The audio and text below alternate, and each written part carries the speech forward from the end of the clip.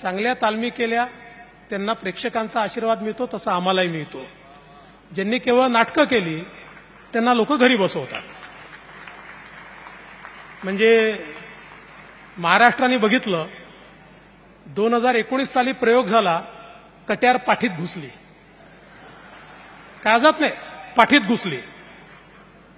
आणि मग 2022 साली आम्ही प्रयोग केला, आत्ता होती गेली कुठे.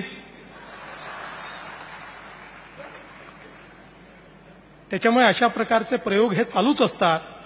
पण या निमित्ताने मी आपल्याला एवढंच आश्वस्त करण्याकरता या ठिकाणी आलोय की शेवटी कला, साहित्य, नाट्य, संगीत या सगळ्या गोष्टी समृद्ध परंपरेचा वारसा सांगतात.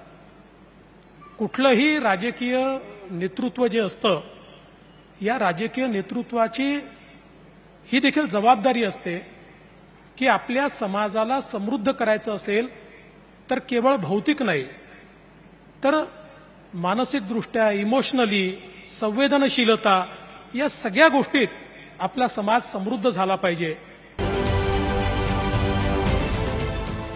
देश विदेशातील प्रत्येक घडामोडींचे लाईव्ह अपडेट मिळवण्यासाठी आता साम टीव्हीच्या सर्व सोशल मीडिया प्लॅटफॉर्मला लाईक, फॉलो आणि सबस्क्राईब करा.